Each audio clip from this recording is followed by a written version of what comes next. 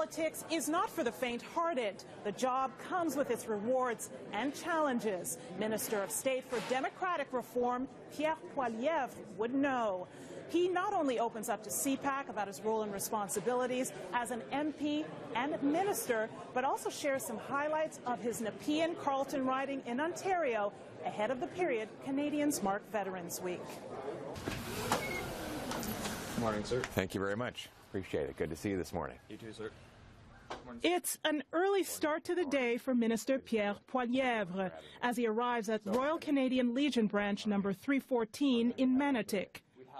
Sir, we'd like to thank you for coming out here today, supporting our cause, and being here with the cadets. On this day, he's meeting with cadets ahead of their trip to Vimy, France. He speaks with them about the Battle of Vimy Ridge. Because it was the first time that the 4 divisions of the Canadian Army had fought together and done so under Canadian command. A bit of a history buff, Poilievre believes it's important for all Canadians, especially young people, to remember their history. It was a moment, probably the defining moment of Canadian military independence. So it is great to see that our young people who are in their mid-teens are inheriting this history as we go towards the 100th anniversary of that battle. Nepean-Carleton is home to nearly 160,000. This Eastern Ontario riding is about a 40-minute drive from Parliament Hill. The main sources of employment are the service sector, retail trade, and the federal government. Poilievre highlights one of the issues that matters to his constituents.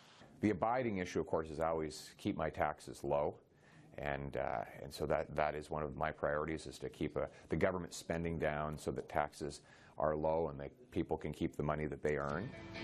Next, the minister takes us on a tour of Watson's Mill, a historic flour and grist mill completed in 1860 in the community of Manotick.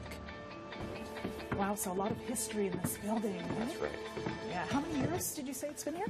It's been here over 150 years, so it's older than Confederation. The area's most recognizable landmark, which is also well known for its ghost story, is a big draw for visitors during the summer. Another local landmark is the Dickinson House, directly across from Watson's Mill.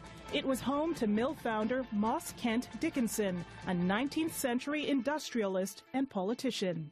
Moss Kent Dickinson, Manotick's founder, was a great conservative and supporter of John A. Macdonald. And he would have, Canada's first Prime Minister would have actually spent time in this building during those great campaigns. Like Macdonald, Poilievre was inspired to enter a life of public service as a young man. When I was in my teenage years, I used to be more interested in sports.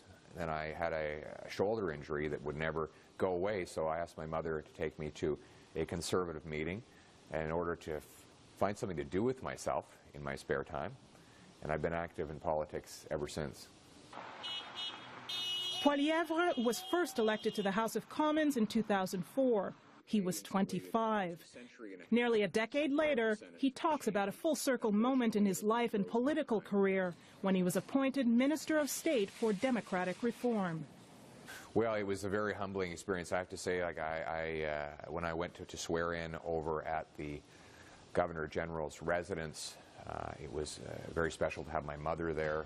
He talks about the ministerial role he was promoted to on July 15, 2013. That includes making our institutions more democratic.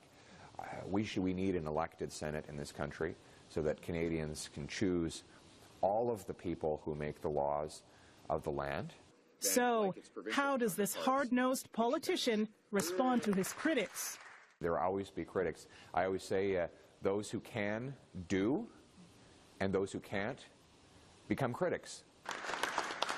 Later, in the village of North Gore, Poilievre lends his support at a rally held by Ottawa Wind Concerns, a group opposed to the construction of wind turbines in the area. I believe that it is in the interest of all Ontarians that we have an absolute moratorium on the construction of industrial wind turbines until we know what the health implications of them are. For this politician, it's all part of a typical 10 to 12-hour workday. When asked what his message was to young people considering a similar career path, he had this to say. My point to people is if you have a passion for it, get involved, work hard, and the opportunities will present themselves.